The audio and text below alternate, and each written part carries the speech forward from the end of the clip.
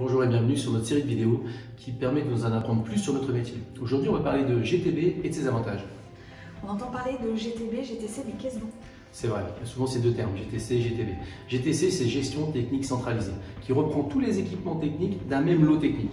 Par exemple, toute la partie électrique. On va prendre tout l'état de tous les disjoncteurs et on va gérer ça de façon centralisée dans une GTC. Après, il y a peut-être toutes les informations de climatisation qui vont avoir sa propre GTC pour centraliser tous les éléments de la climatisation, du chauffage et de la ventilation. Ensuite, la GTB, qui veut dire gestion technique du bâtiment, reprend toutes les GTC qui sont dans un bâtiment.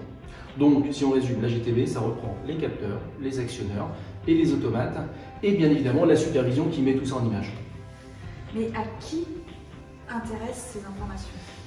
Alors, la GTB, souvent, c'est plutôt pour le mainteneur qui est dans le bâtiment ou un peu à l'extérieur, voilà, qui a besoin des informations, de remontées d'alarme, des historiques pour conserver en bon état de marche les installations, tout simplement. Et ensuite, il y a les gestionnaires du bâtiment qui vont avoir besoin des informations de comptage, par exemple, ou de temps de fonctionnement pendant des équipements pour mener à bien des actions préventives pour que le bâtiment puisse durer le plus longtemps possible. Quelles sont les fonctions associées à cette solution? Historiquement, les fonctions de GTB sont plutôt autour de la climatisation, de la CVC, la climatisation, ventilation et chauffage, et toutes les informations plutôt des tableaux divisionnaires. De plus en plus, l'électricité devient digitale. Les disjoncteurs communiquent avec tout un tas d'éléments. Donc, on remonte toutes ces informations-là maintenant dans une GTB. Il y a également le pilotage de l'environnement, des éclairages, des stores, de la climatisation, qui remonte également dans une GTB. Et maintenant, de plus en plus, et depuis pas mal de temps, on remonte aussi toutes les informations de comptage pour pouvoir faire des économies d'énergie. Quel type de supervision est associé à ce système? C'est vrai, quand on dit remonter les informations, c'est effectivement les mettre en image dans une supervision.